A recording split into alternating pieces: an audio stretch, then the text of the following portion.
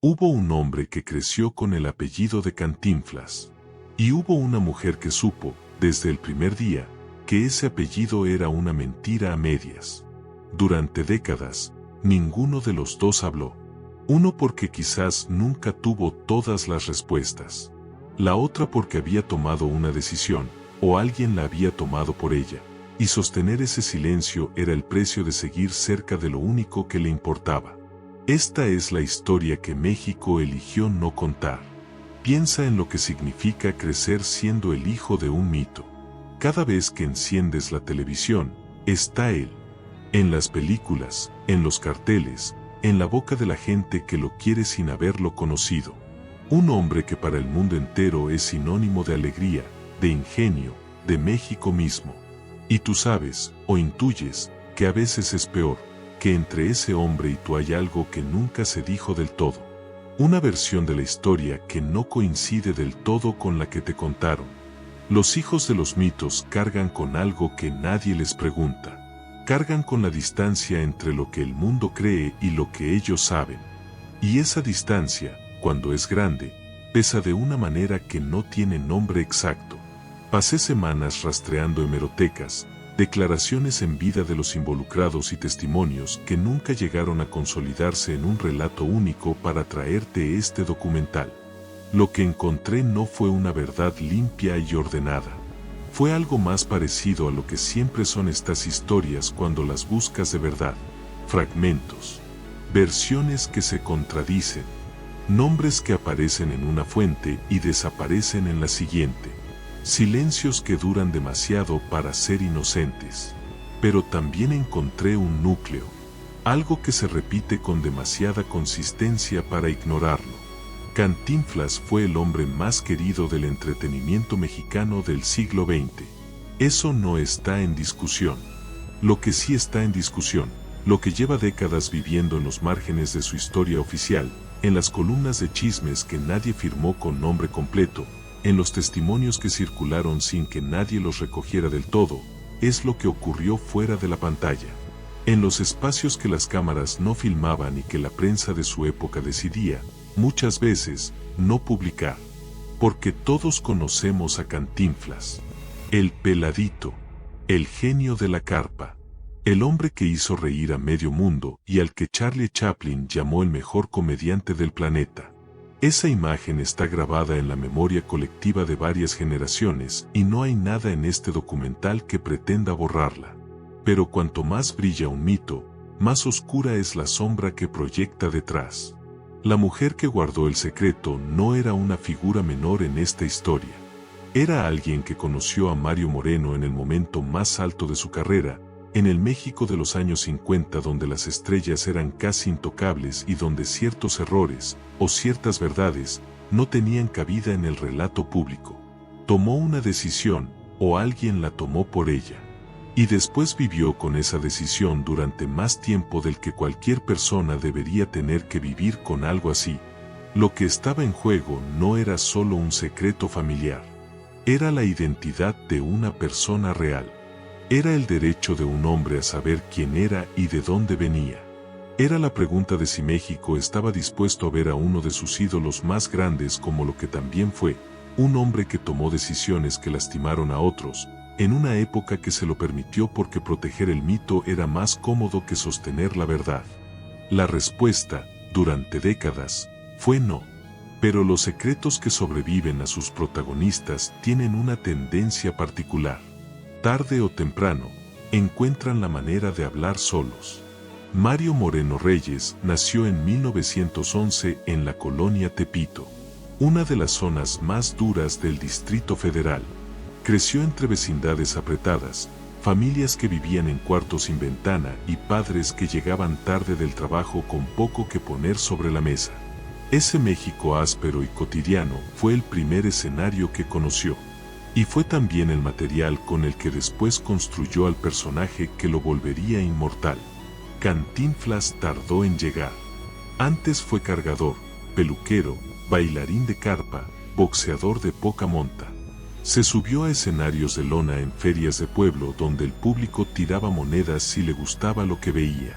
En esas carpas polvorientas, entre familias obreras que pagaban centavos por reírse un rato, Mario Moreno aprendió algo que nadie le había enseñado, cómo hablar sin decir nada y aún así decirlo todo.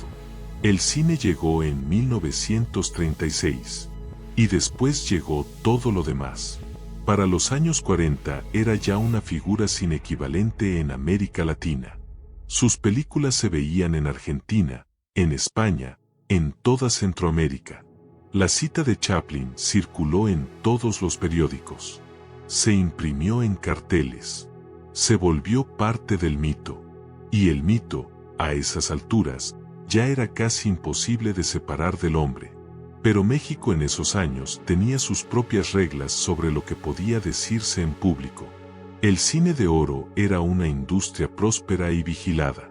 Había una censura que no siempre llegaba escrita en un decreto, vivía en los despachos de los productores, en la presión silenciosa de mantener la imagen que el país quería exportar al mundo. Una estrella que escandalizara era una estrella que costaba dinero. Y Cantinflas, que ya era prácticamente una embajada cultural ambulante de México, entendía eso perfectamente. Su vida privada era otro territorio. Se casó con Valentina Ivanova Zubarev en 1934. Ella era una bailarina rusa que había llegado a México con una compañía de varietés y se había quedado. Los que los conocieron coinciden en que fue una atracción que funcionó incluso cuando los dos eran nadie, cuando las actuaciones se hacían bajo lonas y el dinero apenas alcanzaba. Valentina acompañó el ascenso de cerca, soportó las ausencias que trae la fama, y durante décadas sostuvo una vida doméstica que Cantinflas necesitaba pero rara vez honró del todo. La pareja no tuvo hijos biológicos. O eso fue siempre la versión oficial. Con el tiempo adoptaron a un niño al que llamaron Mario Arturo Moreno Ivanova. El apellido compuesto era toda una declaración. Pero desde el principio circularon preguntas que nadie respondió con claridad. Algunos que frecuentaban los círculos del espectáculo decían que Mario Arturo no era un huérfano que el azar había puesto en el camino de la pareja. Decían que la sangre venía de algún lado más cercano. Que adoptar era, en ese contexto y en esa época, una manera de resolver algo que de otra forma no tenía solución pública. Son versiones, rumores que vivieron durante décadas en los márgenes de la historia oficial. Pero los rumores que duran tanto tiempo, que tantas personas distintas repiten, casi siempre tienen un punto de contacto con lo que realmente ocurrió. Y lo que realmente ocurrió tiene una mujer en el centro. Una mujer que tomó una decisión, o a quien se la tomaron, y la sostuvo durante décadas con una disciplina que solo se entiende si entiendes lo que había detrás. ¿Quién era ella, que sabía exactamente, y por qué eligió guardar silencio tanto tiempo? Eso es lo que viene ahora. Hay mujeres que la historia oficial decide no nombrar. Y hay mujeres que la historia extraoficial no puede dejar de mencionar, aunque siempre en voz baja, aunque siempre a medias. Rosario Granados era de las segundas. La llamaban Charito. Actriz argentina, con una presencia en pantalla que no necesitaba explicación. Bastaba verla para entender por qué el cine de oro mexicano la quiso tan rápido. Llegó a México en un momento en que la industria del cine nacional vivía su época más brillante. Estudios llenos, contratos largos, figuras que se volvían leyenda en el espacio de una película. Y Charito entró en ese mundo con la soltura de quien sabe exactamente lo que vale. Fue en ese ambiente donde, según varias notas de espectáculos que circularon décadas después, Cantinflas y Charito se encontraron. Los detalles exactos de cómo empezó nadie los tiene del todo claros, o nadie que los tenga querido contarlos con precisión. Pero lo que sí aparece repetido en distintas fuentes es que hubo una atracción, que hubo un romance, y que ese romance fue breve e intenso de la manera en que solo pueden serlo las historias que no tienen futuro desde el principio. Cantinflas seguía casado con Valentina. Eso no era un secreto para nadie dentro de la industria. Y en el México de esa época, un hombre en la cumbre de su carrera no abandonaba a su esposa, no públicamente, no de manera que pudiera leerse como escándalo. Las relaciones paralelas existían, pero vivían en otro registro. En el registro de lo que todo el mundo sabe y nadie dice. Charito sabía en qué terreno estaba pisando. Lo que vino después es donde la historia se complica. Porque algunas publicaciones, y hay que decirlo con esa precisión, no son documentos ni actas, son notas de espectáculos y reconstrucciones periodísticas hechas años más tarde, afirman que de ese romance nació un hijo. Un niño al que habría llamado Mario Figacci Granados. Un niño que llevaría el apellido de su madre porque el apellido del padre nunca estuvo disponible. La familia de Cantinflas desmintió esa versión. Y los desmentidos son parte de la historia también, porque cuando alguien desmiente algo con la energía suficiente, a veces lo que hace es confirmar que la pregunta molesta. Pero hay algo más. Porque la versión más documentada sobre el hijo de Cantinflas, la que más aparece en fuentes periodísticas con nombres concretos, señala a otra mujer. Una mujer llamada Marion Roberts. Y esa pista cambia todo el mapa de este misterio. Entonces, ¿qué papel jugó Charito exactamente? Esa pregunta no tiene una respuesta limpia. Y quizás eso es lo más honesto que puede decirse.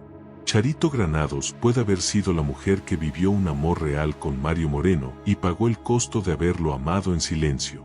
O puede ser que su historia y la de Marion Roberts se hayan mezclado con los años, en la prensa, en la memoria colectiva, en el espacio donde los rumores se vuelven indistinguibles del recuerdo. Lo que sí queda claro es esto: Charito encajaba demasiado bien en el papel de mujer que sabe demasiado. Actriz extranjera. Romance con un ídolo intocable. Silencio posterior. Retiro discreto. Y una memoria que quedó siempre a medias, como si alguien hubiera arrancado las últimas páginas del libro. Hay quienes dicen que guardó una carta. Hay quienes dicen que guardó algo más. Y hay quienes dicen que lo que guardó fue precisamente lo más difícil de guardar, la versión verdadera de lo que ocurrió. Pero para entender qué guardó y por qué, primero hay que entender quién era Marion Roberts. La otra mujer. La que algunos señalan como la verdadera madre del hijo que Cantinflas nunca reconoció públicamente. Y esa historia es más oscura. Y más difícil de contar. Marion Roberts llegó a la historia de Cantinflas sin anunciarse, sin columnas de chismes que la prepararan, sin fotógrafos esperándola a la salida de ningún estudio. Era estadounidense, y eso, en el México del cine de oro, ya la colocaba en un lugar distinto al de cualquier otra mujer que hubiera cruzado el camino de Mario Moreno. Las actrices mexicanas conocían las reglas del juego. Las argentinas como Charito también las aprendían rápido. Pero una mujer de fuera, sin red de contactos dentro de la industria, sin familia cerca, sin nadie que pudiera hablar en su nombre, esa mujer era mucho más fácil de silenciar. Según las versiones que han circulado en distintos medios a lo largo de los años, Marion Roberts conoció a Cantinflas hacia 1959. Él estaba en la cima. Acababa de filmar La Vuelta al Mundo en 80 días junto a David Niven, una producción de Hollywood que lo había proyectado a una dimensión internacional que pocos actores latinoamericanos habían alcanzado. Era el momento más brillante de su carrera. Y también, según estos relatos, el momento en que comenzó una relación que las versiones oficiales nunca reconocieron. Lo que habría pasado después lo cuentan distintas fuentes con distintos detalles, y ninguna versión coincide del todo con las otras. Pero hay un núcleo que se repite: Marion quedó embarazada. Y el 1 de septiembre de 1960, habría nacido un niño. Un niño que no llevaría el apellido de su padre. Hay que detenerse aquí un momento. Porque ese dato, la fecha, el nombre, la madre, no aparece en un expediente público ni en un documento que cualquiera pueda consultar. Vive en notas de espectáculos, en reconstrucciones periodísticas hechas años después, en testimonios sin firma completa. La familia de Cantinflas ha desmentido estas versiones. Y los desmentidos son parte del relato, igual que los rumores. Porque en esta historia no hay una versión limpia. Hay varias versiones enfrentadas, y cada una tiene algo que las otras no pueden explicar. Lo que sí está documentado es que Cantinflas y Valentina adoptaron a Mario Arturo Moreno Ivanova, y que la pregunta sobre el origen de ese niño nunca desapareció del todo. Algunos dicen que la adopción fue la solución a un problema que no podía resolverse de otra manera. Otros dicen que Mario Arturo no tiene nada que ver con Marion Roberts, que son dos historias distintas que la prensa terminó mezclando porque mezclarlas hacía el relato más dramático. Y puede que tengan razón. Puede que la verdad sea más fragmentada y menos cinematográfica de lo que cualquier versión sugiere. Pero hay algo que ningún desmentido ha podido borrar del todo. Y es esto: si Marion Roberts existió, y todo indica que existió, esa mujer vivió algo que merece ser nombrado. Según algunas publicaciones, intentó recuperar a su hijo. Según esas mismas fuentes, no lo logró. Y en 1961, apenas un año después del nacimiento del niño, Marion Roberts murió. Las notas que mencionan su muerte hablan de suicidio. No hay manera de verificar eso con los recursos disponibles. Pero tampoco hay manera de ignorarlo. Una mujer que habría tenido un hijo de uno de los hombres más poderosos del entretenimiento mexicano, que habría intentado reclamar algo, y que habría muerto sola, fuera de cualquier historia oficial, sin que nadie pronunciara su nombre en público durante décadas. Si eso ocurrió así, el silencio que rodeó su historia no fue accidental. Y entonces aparece la otra capa de este misterio. Porque el niño, sea quien sea su madre biológica, sea cual sea la versión más cercana a lo que realmente pasó, creció, tuvo una vida, llegó adulto, y en algún punto, las preguntas que nadie quería responder empezaron a hacerse en voz más alta. En 2026, si seguimos la versión de Marion Roberts, ese hombre tendría alrededor de 65 años, la edad en que ya no se busca fama, ni venganza. Se busca algo más difícil de conseguir y más difícil de definir.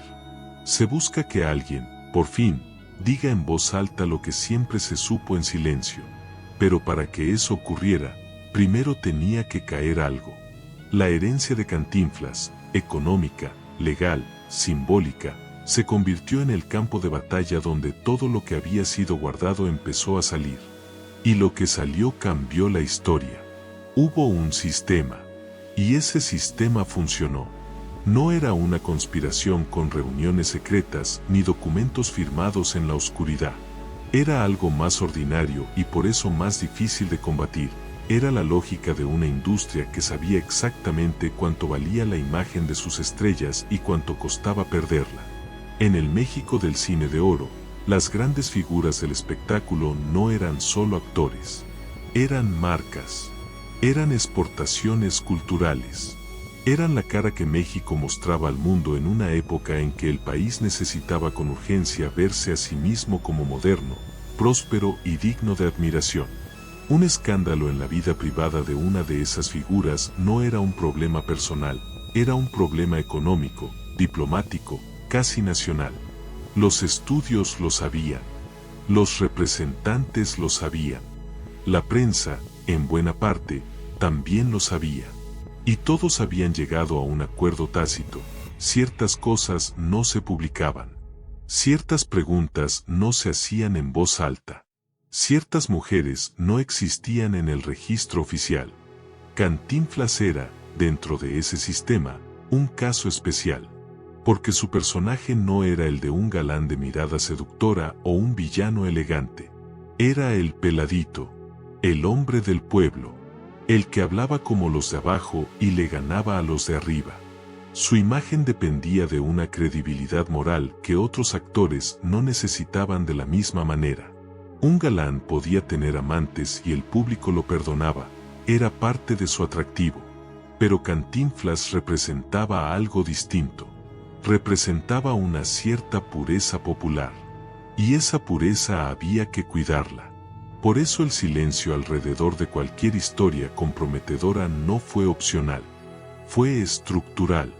Pero el silencio no lo sostuvo solo el sistema. Lo sostuvo también una mujer. O varias.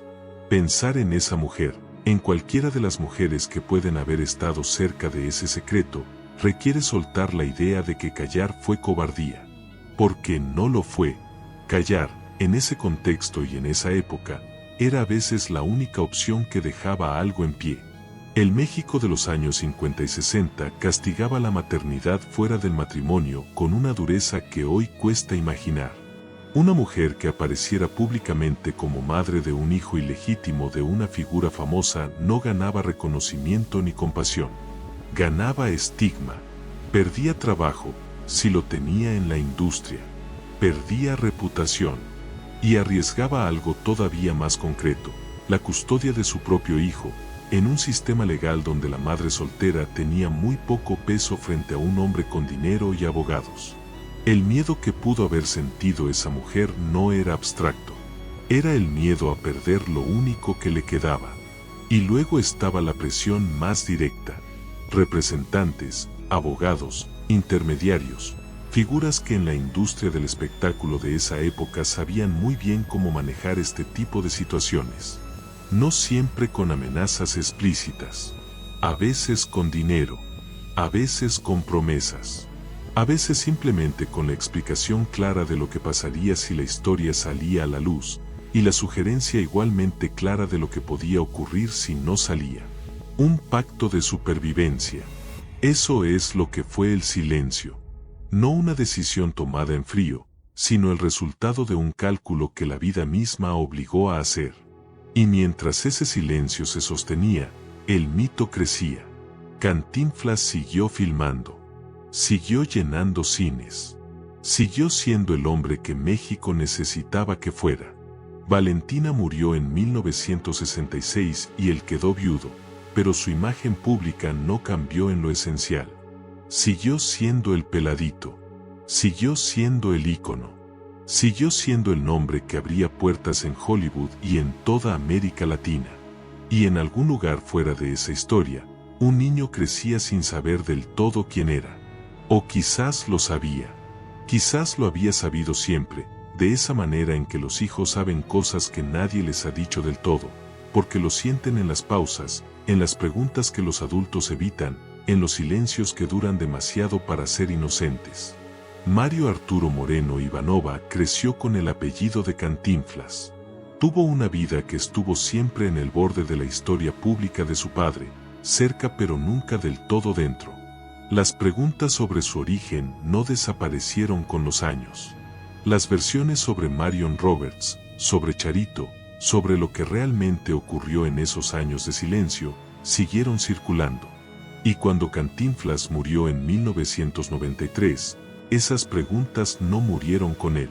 Al contrario, porque la muerte de un hombre como Cantinflas no cierra su historia.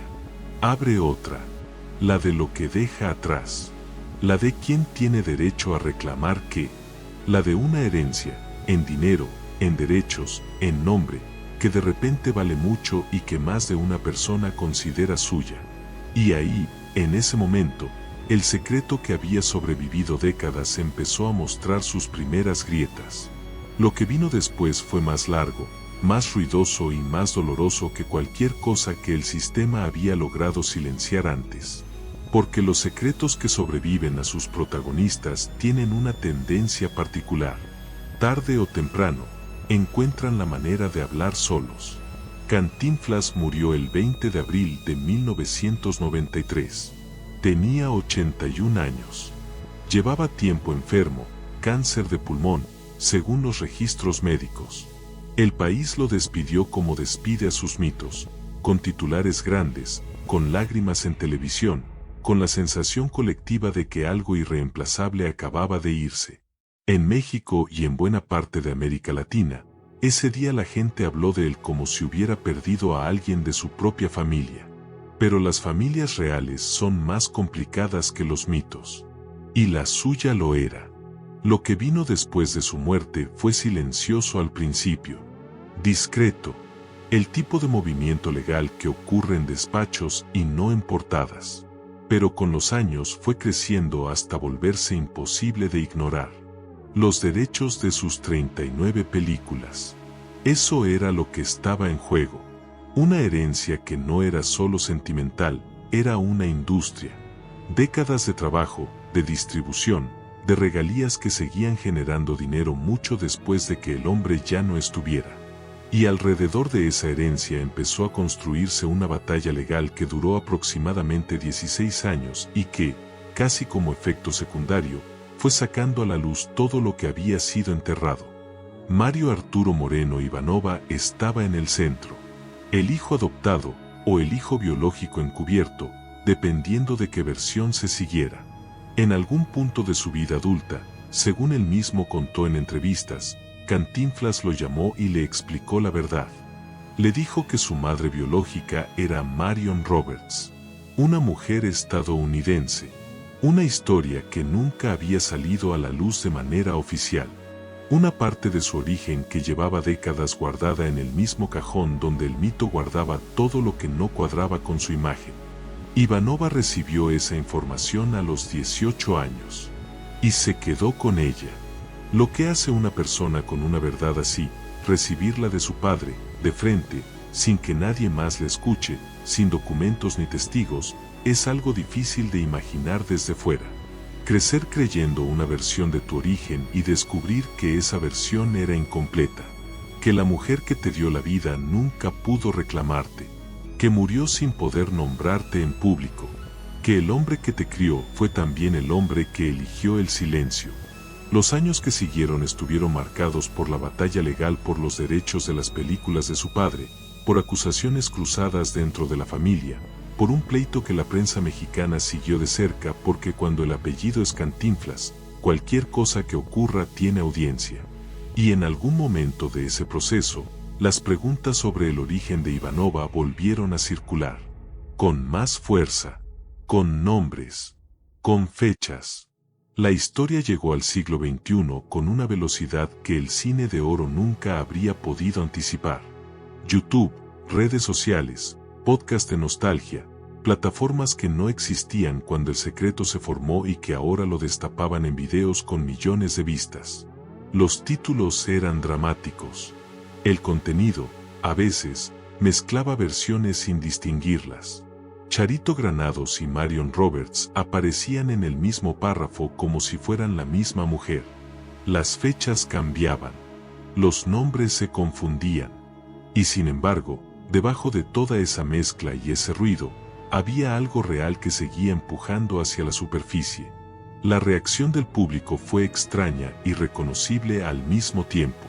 Una parte quería defender el mito. Cantinflas era intocable, seguía siéndolo, y cualquier cosa que lo ensuciara se leía como una traición. Otra parte encontró en estas historias algo que el mito nunca les había dado: humanidad.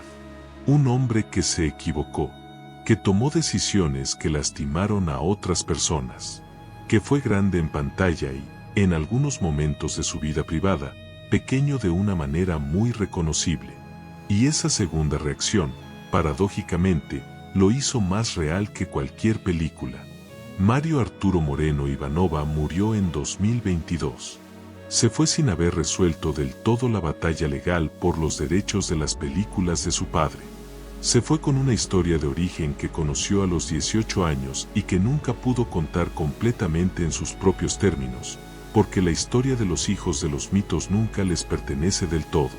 Y Marion Roberts, la mujer que algunas versiones colocan en el origen de todo esto, murió décadas antes, según esas mismas versiones, sin que nadie pronunciara su nombre en un foro público, sin que nadie le preguntara qué quería ella, sin que nadie escribiera un titular sobre su historia, porque en ese momento su historia no era la que el sistema quería que existiera.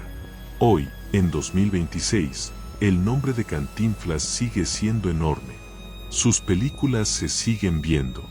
Su personaje sigue siendo parte del vocabulario cultural de México. Nada de lo que salió a la luz borró eso, y probablemente nada podría. Los mitos construidos durante décadas sobre el amor genuino de millones de personas son casi indestructibles. Pero algo cambió. Y ese cambio es importante. Porque ahora, Cuando alguien ve ahí está el detalle o el gendarme desconocido, puede quedarse con la risa y la genialidad de ese hombre. Pero también puede saber que detrás de esa risa había una vida real, con decisiones reales, con personas reales que pagaron costos que nunca aparecieron en los créditos. Una mujer que guardó un secreto, o a quien se lo hicieron guardar durante años. Un hombre que creció entre dos versiones de su propia historia. Y un sistema que fue perfectamente capaz de proteger un mito durante décadas, pero que no pudo, al final, borrar del todo a las personas que ese mito había dejado en la sombra. Los ídolos se construyen sobre escenarios. Y los escenarios, cuando se desmonta el decorado, siempre muestran lo mismo detrás: madera, tornillos, y la huella de manos que trabajaron sin aparecer en el cartel. Cantinflas hizo reír a medio mundo.